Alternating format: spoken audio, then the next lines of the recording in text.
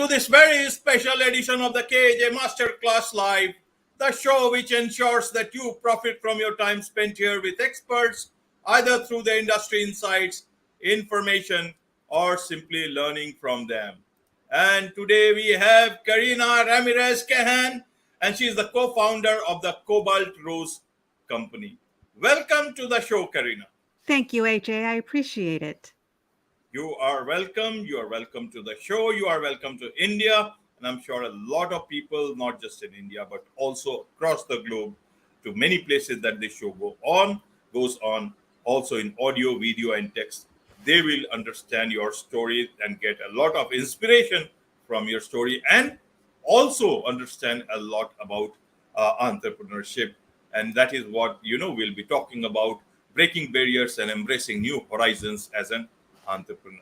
All right. So, Karina, to understand from you, you have had a different sort of a journey, studying at Cornell University, and then your entrepreneurship journey took up when you were helping a friend secure venture capital for a renewable energy company. Correct. I will come to more details on that. But first, to understand from you, Karina, is that a lot of people in today's time want to be entrepreneurs. And there is a lot of talk on internet, no 9 to 5 job, be an entrepreneur, be your own boss. So help us understand, and a lot of people who are aspiring to be entrepreneurs, is that does entrepreneurship find you, or you find entrepreneurship in your life? I think it's both. I've had the corporate job. When I got my master's in business administration, I went straight into investment banking on Wall Street in New York City for Morgan Stanley. And when people think about a 9 to 5 job, well, investment banking has not really been a 9 to 5 job, Yeah. but entrepreneurship is more than 9 to 5. So that's an important distinction, because it seems like I never stop working. There doesn't seem to be a boundary between home and work. But I would say that having experienced working in corporations, I knew inside for me that I wanted to be an entrepreneur and create something and feel that I was more in control of my life and what I had to offer. I know people who, from almost, it seems like the day they were born, they want to be an entrepreneur. They have some idea. They want to get out there. They want to do it. They're willing to sacrifice, suffer, whatever it takes to bring something to the market. And then I know people who they were fired from their job, or they were let go, or it didn't work out, and they have no choice but to try to develop something on their own with their skill set. So I think it can be either. And I also believe it is never too late. It is never too late. I've started my second company in my midlife, and we're all living longer. We bring a lot of experience with us as we get older, and we can see around our communities what's lacking. What solution can we bring to our immediate environment? Right, right, Karina. So, is entrepreneurship about vision of solving a problem? Is it about that you are skilled in something, so you innovate something? Again, that is value adding to the lives of people, or solving a pain point? Or is it about profit? Because a lot of talk in today's time is, it's always like, I want to retire early. Right. And it gets reverberating again and again and again. And people seem to think that, money is very easy. You do just create a video and you are an entrepreneur. It is not that easy. No. And entrepreneurship is, I guess, is not just about creating a video.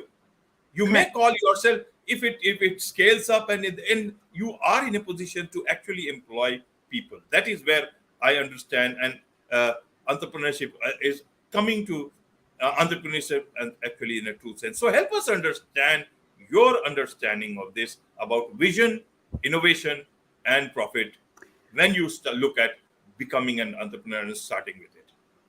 My experience, and I know that there are many other viewpoints there, but my experience with entrepreneurship is if it's not social entrepreneurship where you're doing some type of a social good and profit is not necessarily the focus, it's doing good.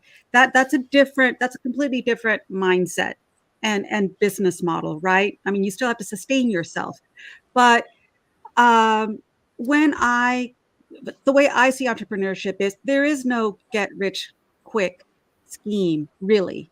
If you're going to create value and you're going to offer an innovation in the marketplace, it takes time, it takes effort, it takes money, it takes dedication, it takes overcoming obstacles. It's not easy. There were a few people who seem to make it overnight, and we all know the big cases, of the big companies that have had huge exits, especially in the technology field or in the in the medical field. But for the average person starting a business, it's a long, hard road involving sacrifice and trying to get the funds together, trying to find an idea that will sell in the marketplace, that's validated in the marketplace. And I think that you are best served as a potential entrepreneur to understand the risks and that there is no overnight success. There isn't. But you've got to put in your hard work every day. And whatever the market is telling you, you have to listen and decide how you tweak your solution to the problem you're trying to solve. So I also believe in networking and talking to as many people as possible, potential customers, potential buyers, potential investors, learning and understanding your market from different perspectives, who you would be partnering with, who you're going to sell the idea to or the item to, people who may want to invest in your company, or how are you going to get a bank loan? I don't know the structure for entrepreneurship in India, but I do know that in the United States, we have different resources. There's of course venture capital and private equity and those type of areas of sources of funding, but there's also bank loans, government programs here in the United States, where you can maybe get some capital to start your business. Right, right. It's a global world, and almost and we are both. I mean, U.S. and the on India are the biggest and the largest democracies. Most of the things, especially with regards to business and entrepreneurships, quite similar. Some few things here and there, but most of the things are almost in the level. Right. So now, coming to the point of, when we talk about vision, innovation, and profit, is that if one starts preparing for entrepreneurship, then what should they prepare with? Should they prepare with an idea?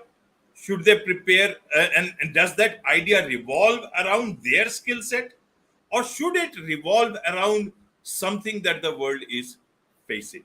Because in your case, you started helping your friend in a renewable energy company, and then it actually created a lot of buzz, but then you are now totally in a different Right. domain altogether. And so you talk about that, help the viewers understand that.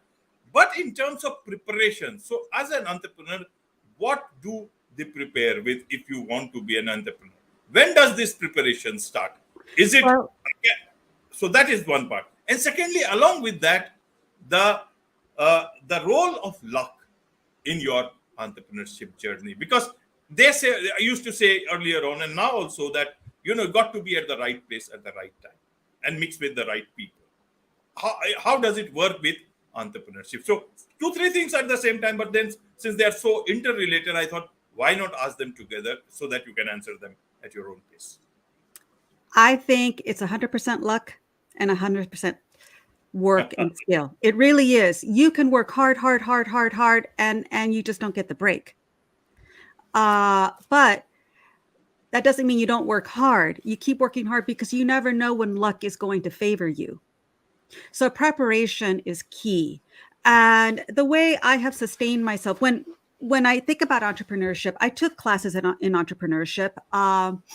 Here in the United States, we have all types of resources for learning about entrepreneurship, different aspects of entrepreneurship. And I encourage anybody who doesn't have familiarity with how to start a business to find all the resources you can. Now online, you can find all types of sources of education to help you think about how you structure a business. And you can access a lot of these for free just to get a foundation. Then you have to understand your product, or your solution, what you're going to offer. You need to understand it and study it. So when I got into my current business in lingerie, other than being a consumer, I knew nothing about it. I didn't know anything about manufacturing, the creation, the design, the production process. I did not know anything. I had a solution because I heard the complaints and I had an innovative idea to resolve that complaint, but I didn't know how I was going to bring that idea to market. So I educated myself. And fortunately, I live close to New York City. We have a lot of resources there. I went to the Fashion Institute of Technology to learn about the apparel industry, to learn about manufacturing. And we have a garment industry in New York City. So I was able to go and visit factories, meet people, because I joined the trade group for the apparel industry in New York City. So then in there, I met people that they know the industry, they know different aspects, and I was able to meet with them, discuss, learn, bring in someone to help me design my product who has the expertise to do this. And so it was a lot of groundwork and preparation. I would say it took me a couple of years.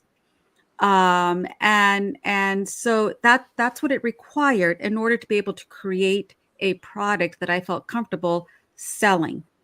And so for anyone thinking about entrepreneurship in any field whatsoever, you need to have a basic understanding of how you structure a business, from accounting, finance, how you're going to support the business, marketing, any legal information you need to establish your company, protect your idea, whether that's trademarks, copyrights, intellectual, any type of intellectual property, patenting. And I think that you then have to understand your market and do what it takes to understand that what's your competition, what are they offering, why is your idea different. Talk to people who would be the end user of your product and learn from that. And then take your idea and say, okay, what do I need to adjust? And then try it and be prepared for failure. And failure is not always a bad thing.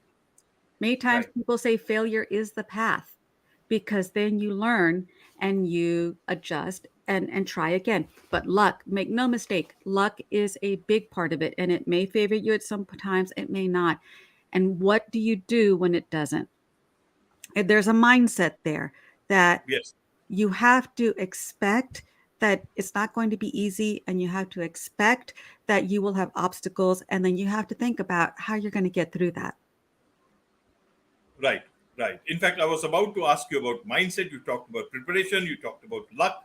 But what is mindset of entrepreneurs? If I have read the data correctly, around 90% of businesses when they start in next they don't complete 3 years, and only Oh, maybe 20% or less they complete the 10-year period. So is it about mindset? Is it about the market? Is it about something else? So what exactly should is the mindset of an entrepreneur who is there wanting to go for the long haul? I think the mindset is determination, perseverance, perseverance when things are good, perseverance when things are difficult. Uh, when you don't have an immediate answer to your question or your issue, do you give up, or do you say, okay, I don't know how I'm going to figure this out, but I will figure it out. Either I'm going to talk to someone else, or I'm just going to keep digging. I'm going to keep uh, working on this. I'm not giving up.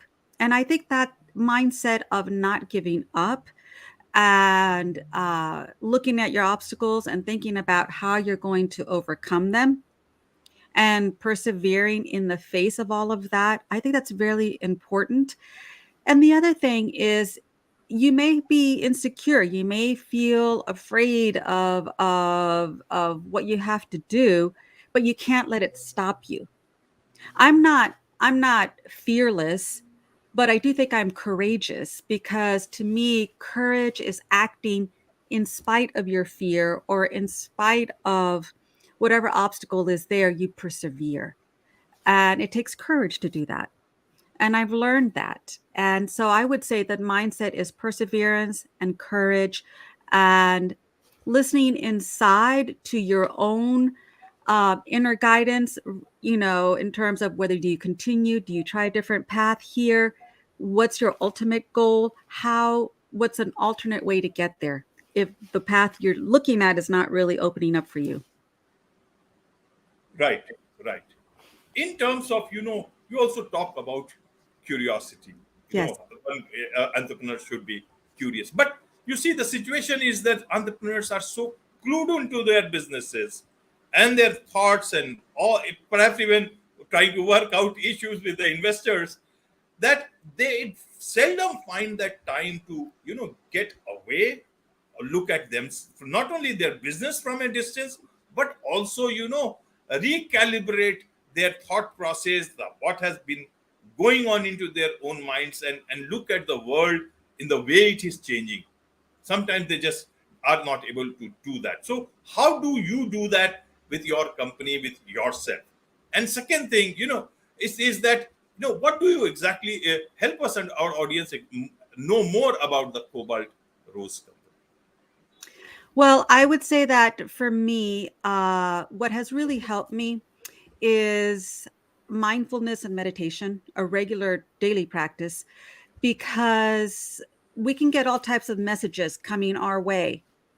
And and also, as an entrepreneurship, you can be pulled in many different directions, because you may not have a whole team to handle everything, so you have to handle a lot of issues in many different areas of your business. So I would say that for me, taking the time out every day to pause and try to clear my mind, whether I'm out in nature, which is very restorative for me, it's taking the time to just pause, take a deep breath, try to clear my mind, and just recalibrate my mind to then come back and maybe see a solution I didn't see before to whatever is coming my way. And I think that I do have a curiosity. Um, I do have the mindset of curiosity of why is something working? Why is it not working? How could I do it better? That's just part of my nature. I think you can develop that. And I think that that helps me also in conjunction with taking a regular break and being able to clear my mind and restore myself and not burn myself out. I think I'm also curious about, okay, how can I approach something better or more effectively? Um, in terms of Cobalt Rose, my husband is a breast cancer surgeon and has had a long practice, a very big practice. And he's not every patient he has is a breast cancer patient. They have other issues, but he's heard over the years all the complaints about women's bras and support and the underwire, and he has an engineering and physics mind background, so he looked at the current solution for bras, and he developed an alternative that he thinks is better, and he gave me the idea. Now he's busy with his practice and his patients, as he should be. But I thought, okay, I have to take this and develop it. And how do I develop it? And that's where the curiosity and the perseverance and the courage come in. I know there's an issue. I know women complain. I complain about the underwire. I know women complain about the underwire. And I know there's not a lot of innovation in this market, but it's very competitive. So there are obstacles, but I slowly developed this idea, and I just didn't take no for the answer. And so we developed that, and I came out with the first broth. It's the first of many styles. And it takes a while to have a concept, prototype it, source all the materials to make it, make it, get it out there, put it on people, get feedback, make the adjustments, start all over again. And that's the process I'm in. Wonderful, wonderful. There is so much to learn from you, Karina. And I'm sure, this is just one podcast, and that's it, 20, 25 minutes maybe. And I'm sure there's so much to learn from you, and for that, they will have to come to you. So, how can they connect with you, and especially, and if other entrepreneurs, other businesses want to connect with your company, what's the best way to do that? The best way is to reach me through my email address or through my company. You can go to Instagram for Cobalt Rose Bras and direct message me. You can go to my LinkedIn and connect with me. You can go to my company website, and the email address is in there, info@cobalt-rose.com, and I will get the email and I will respond. And I'm always happy to help other entrepreneurs, especially women. And I think it can be a wonderful way to spend your time and effort if you really want to do something and bring something to the world. Right, right. And that is what you are doing, making a difference to the lives of so many women all across, not in the US, but I'm sure this thing is spreading to other places also. So on this Slowly. note, right, right. So with this, it's a wrap on this very special edition of the KJ Masterclass Live. Thank you so much indeed for joining us. AJ, thank you so much for having me and letting me speak to your audience.